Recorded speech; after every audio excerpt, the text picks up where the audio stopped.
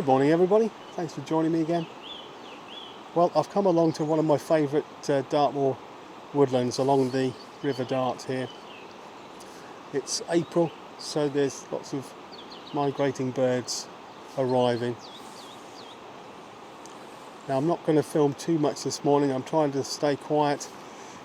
I've worn some subdued colours and I just want to get some film of maybe the flycatchers and any other birds I can see. I did hear a cuckoo as I walked down towards the woodland, but don't think I'm going to get any shots of that. Anyway, this is quite a quiet woodland. It's not that easy to get photographs of the birds. They're not used to people here. If you want to be sort of guaranteed of seeing some bird life, then go to somewhere like Yarner's Wood. Really nice managed woodland.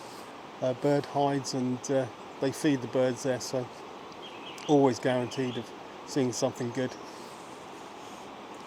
Now here is a little bit more of a challenge. I've already been here maybe 2.5 hours, but the birds are just starting to get used to me being here, and especially the flycatchers are quite tolerant, so let me show you what I'm doing. I've got my 200 to 600mm Sony lens on this A6600. Now this is a crop sensor camera, so that gives me a reach of 900mm. So I can zoom in on branches like this one, old fallen logs, where I know the birds are going to perch. So I've sat here for a little while. There's a bird box on the tree over there, and there's a pair of pied flycatchers, I think just making themselves at home. Well, I think I'm going to leave the images till the end of the video and just let you watch what I filmed. Initially I had to use manual focus as the birds were deep in these trees.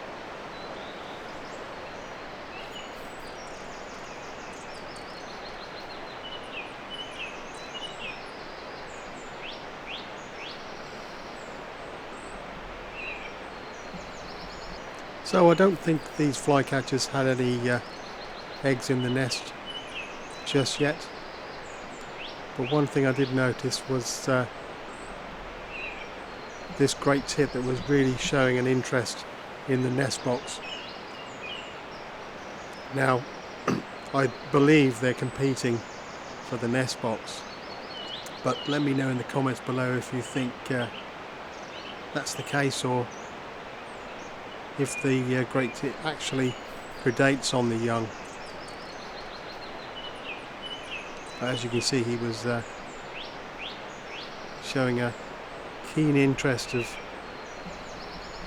the entrance and what was inside the nest box.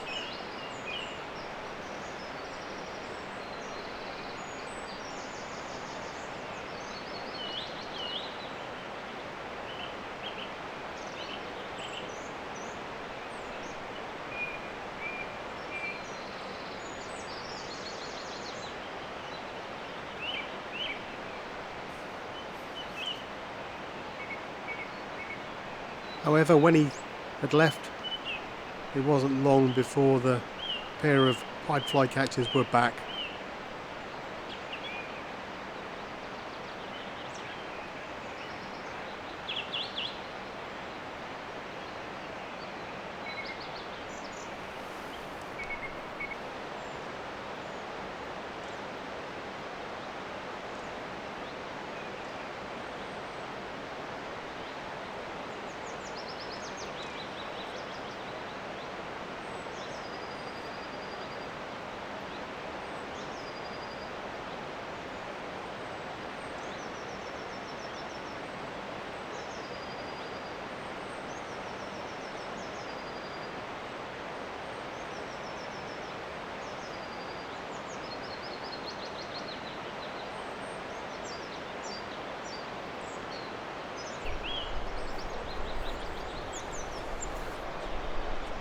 Now, while I was filming the flycatchers, I failed to notice a pair of blue tits almost above my head, taking a keen interest in a hole in this tree.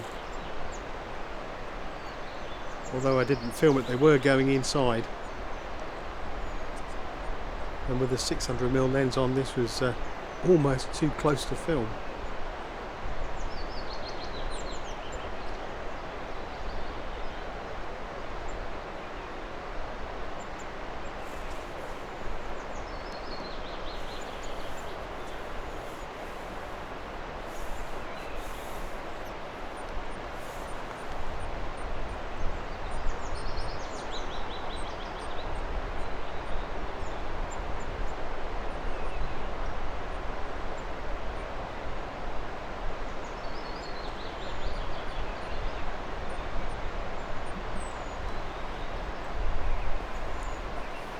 And although there were some summer migrants about, the blue tit and this blackbird were still really interesting, especially with that beak full of worms.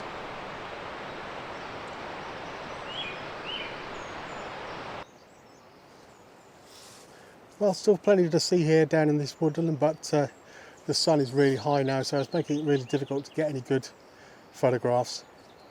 So what I think I'll do is I'll keep the long lens on as I walk back up across the moor and see if there's any moorland birds up there.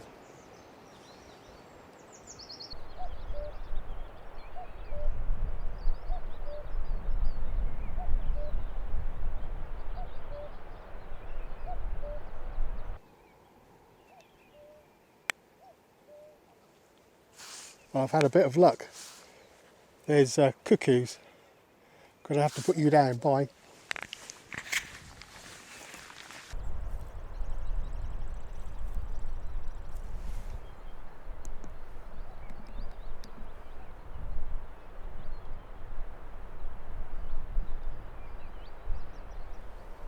Well, I dropped the camera quickly because a cuckoo flew in onto the tree in front of me.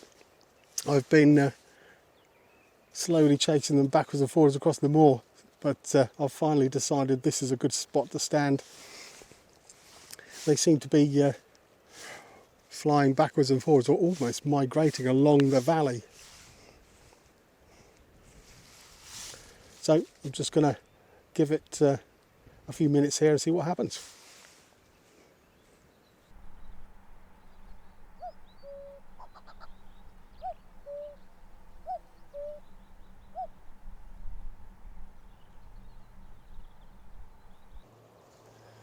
Well, I think that's enough for this morning. These cuckoos are going to be flying back and forward all day, I think. And there's another one. Excuse me.